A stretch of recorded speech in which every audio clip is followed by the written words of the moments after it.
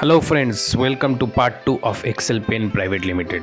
दोस्तों, पार्ट 2 में आज हम जानेंगे कि कैसे एक रिफ़िल मैन्युफैक्चर होता है और जानेंगे कंपनी के बिज़नेस के बारे में। तो पूरा वीडियो ज़रूर देखिएगा। चैनल को अभी तक सब्सक्राइब नहीं किया तो प्लीज़ सब्सक्राइब द चैनल। दोस्तों, काफ़ी गर्मी है और हम लोग एक ऐसे सेक्शन में हैं जहाँ ज़्यादा गर्मी है, जहाँ रिफिलिंग होता है, यानी रिफिल कैसे बनता है हम लोग वो देखेंगे, राइट? तो बताएंगे अंकित जी कैसे बना है? आइए विश्व, ये जैसे फुली ऑटोमेटिक प्रोसेस है। ओके, लाइक इधर हम लोग ट्यूब डालते हैं, this is a tube section, इसको ट्यूब बोलते हैं, हाँ। जिसे हम रिफिल बोलते हैं। जिसे आप रिफिल बोलते हैं यहाँ। इसमें इंक जाती है। हाँ, इंक में जाता है। हाँ, ये इंक टैंक है। ओके, इसमें हम लोग इंक फिलिंग करते हैं Okay. एंड देन इसका फर्दर प्रोसेस है, दिस इज एन अडेप्टर जो Okay. इसको होल्ड करके रखता है। एक मिनट मैं अपने दर्शकों को दिखाना चाहूँगा।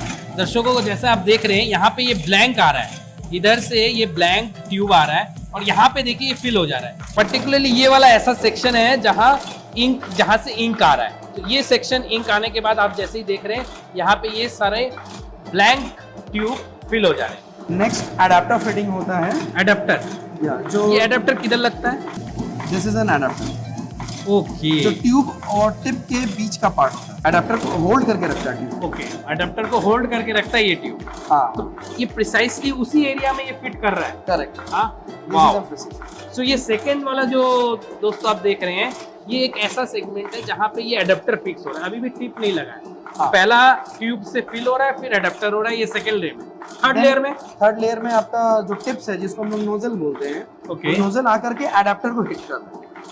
ओके, सो ये नोजल, ये जो एडेप्टर लग रहा है, ये बेसिकली एडेप्टर। एडेप्टर एक कनेक्टिंग है okay, which is To hold the- tube and to hold the tip. Okay. So जैसे ये मैंने मैनुअली किया है, ये एडेप्टर इसमें Correct. ये फिक्स हो गया है और ये यहाँ पे फिक्स हो रहा है। करेक्ट, ओके, और ये पूरा process automated. Full process of. तो ये 3 लेयर हो गया। अब ये चौथा में क्या? इज द जेल, जो हम लोग रिफिल के बैक में जेल इंसर्ट करते हैं। ओके, ये दीजिए। ये- ये जो व्हाइट कलर का थोड़ा सा जेल Yes, जेल gel. दिख रहा है, ये gel. This is the gel. Okay, ये जेल यहाँ पे क्यों ये हम इंसर्ट करते हैं? जेल इसमें इंसर्ट करते हैं because it helps the low viscosity inks to move clearer. एक pressure create करता है। हाँ, एक प्रेशर क्रिएट करता है और आपका एक till end you will get the same writing. So after all these 4 processes we get the final. Yes, जो इंस्टेंट राइटिंग की बात हाँ। पापा ने कहा था ना हाँ। आपको, तो इंस्टेंट राइटिंग में जेल यूज होता है। करेक्ट। सो ये रेडी टू राइट है। No, this is not ready to write. The further एक प्रोसेस है सेंट्रीफ्यूगल, बिकॉज़ हमने एयर नहीं निकाला इसमें से। तो एयर मतलब इसके बीच में एयर हो सकता है, ऐसा भी हो सकता यस यस, अगर आप अभी इसको बैक करोगे तो बैक फ्लो होने लग जाएगा। है। ओके, तो ये इसको एयर टाइट करना पड़ता है। एयर टाइट करना है, वैक्यूम क्रिएट करना पड़ता है, हर- अदरवाइज ये नहीं होल्ड करता। वो भी ऑटोमेटेड है। या दिस इज तो वो देखें हम लोग। एकदम ओके, तो अंकित जी ये प्रोसेस है वैक्यूम क्रिएट करने के लिए, एयर टाइट करने के लिए, राइट? सेंट्रीफ्यूगल मशीन बोलते हैं। क्या machine? Centrifugal. Okay, centrifugal machine है।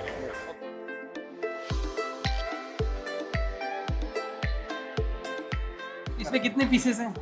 ये अनकाउंटेड है। Okay. एंड फर्दर काउंटिंग का प्रोसेस अनदर इतने सारे ये मैनुअली कैसे काउंट करते हैं एक एक करके? इसका कुछ प्रोसेस होगा? 72 पीसेस का बार है। ओके, हाँ मैं देख। अच्छा, ये बार है। या कैसे करते हैं ये देखेंगे। 72 पीसेस है उसमें।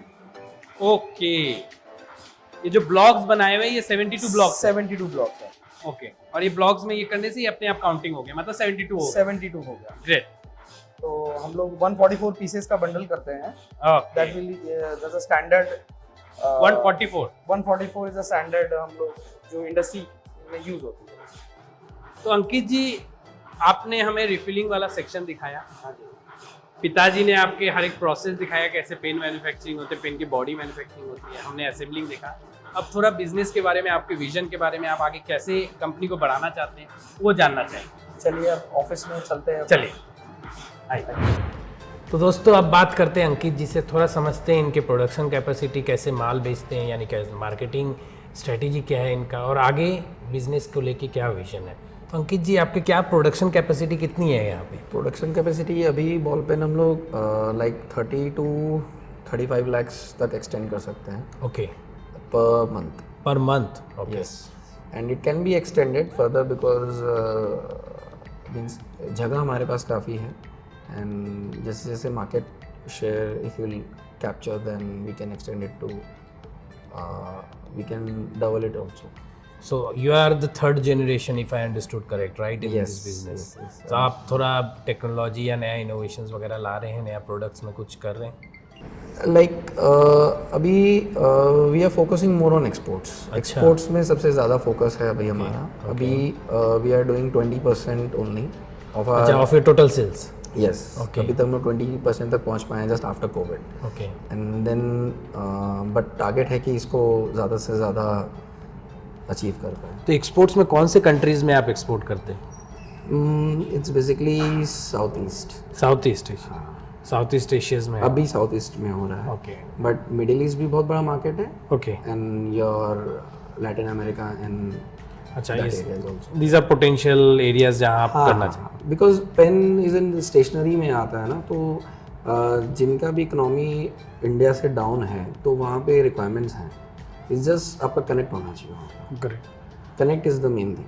तो और डोमेस्टिक की बात करें, जो 80% आपके सेल्स है, तो डोमेस्टिक में आप कौन से जियोग्राफिकल एरिया, मतलब pan India basis? Pan India basis पे है.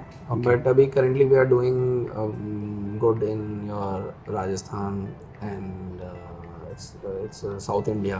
Okay. And then we have started MP abhi recently, and Bihar we are doing. So these are the major areas जहाँ पे maximum sales अभी हमारा आ रहा है. बट यहाँ भी काफ़ी आपका है, आप कर सकते हो, बढ़ा सकते हो बिजनेस को. तो आगे आप कैसे इसको और कंपनी को आगे बढ़ाने का आपका क्या प्लान है, क्या विजन्स है? Vision is like to capture more and more market जितना आप कर सको. अच्छा. And obviously capturing the market and feeding the market both go hand in hand. दोनों एक साथ जाता है. अगर आप खाली प्रोडक्शन कैपेसिटी इंक्रीज कर दोगे, not able to sell the goods, ये भी हमारे यहाँ इशू आएगा. एंड देन अगर मैं मार्केट बहुत ज़्यादा कैप्चर कर लूँ and then not able to feed them जो उनका रिक्वायरमेंट है, तो भी प्रॉब्लम आती है. तो ये स्लो एंड स्टडी प्रोसेस है. इट डजंट गो एक ही शॉट में. So it takes time. Okay. So जैसे हम MP या बोले साउथ में बोले, आप ये सब जगह में अपना गुड्स मतलब मार्केटिंग चैनल है आपके डिस्ट्रीब्यूटर, मतलब कौन सा क्या मॉडल ऑपरेंडी है गुड्स बेचने का? लाइक डीलर्स मॉडल हम लोग भी फॉलो कर रहे हैं. ओके. एंड हमारे बंदे जाते हैं पर्टिकुलर एक स्टेट में and then they appoint a dealer. Okay. जो एक्सपीरियंस्ड है, काफ़ी दिन से काम कर रहे हैं. And then that dealer covers your 100 to 200 kilometres range of the selling. तो एक स्टेट में like we have 25 to 30 dealers, may be 35 dealers. It depends क्या उस वॉल्यूम है उस स्टेट का. ऑनलाइन में आपके गुड्स सेल होते हैं? नहीं, ऑनलाइन मार्केट ऑनलाइन में होता है, बट ऑनलाइन अभी हम लोग फोकस नहीं कर रहे हैं बिकॉज उसमें क्वांटम बहुत लेस है. That can be done for brand awareness. Okay. But अभी हम उसमें नहीं फोकस कर रहे हैं. जहाँ we are building up the channels. Channel बना रहे चैनल बना रहे. कितने ऐसे डीलर्स या डिस्ट्रीब्यूटर, कोई नंबर्स आप दे पाएंगे? नंबर्स लाइक जैसे मैंने बताया, एक स्टेट में 35 to 40 हैं. ओके. तो अगर हम 20 मीन्स अगर हम 2 to 3 स्टेट्स अगर कर रहे हैं तो आप 70-80 मतलब एक स्टेट में 35 डीलर्स आपके हैं. हाँ. ओके. तो आप 80 to 100 तो उनको केटर करना is an challenging part. Okay. तो अगर हम ब्रांड की जब बात करते हैं तो आपके एक्सेल जो ब्रांड है यही ब्रांड है या आप दो ब्रांड में और भी ब्रांड में? अभी हम लोग सिर्फ एक्सेल में ही कर रहे हैं. एक्सेल में. एवरीथिंग एक्सपोर्ट भी एक्सेल के नाम पे ही हो रहा है? एक्सपोर्ट एक्सेल के नाम पे हो रहा है और हम लोग OEM भी करते हैं. OEM भी करते हैं. हाँ, अगर कोई पार्टी को रिक्वायरमेंट अगर है अच्छा, तो we do that also for third party. Yes. Okay. Complete manufacturing जो हमने प्रोसेस देखा. हाँ. सो अच्छा लगा आपसे बात करके, आपका पूरा प्रोसेस देख के, आपके पिताजी से बात करके. I think our audience also enjoyed it a lot.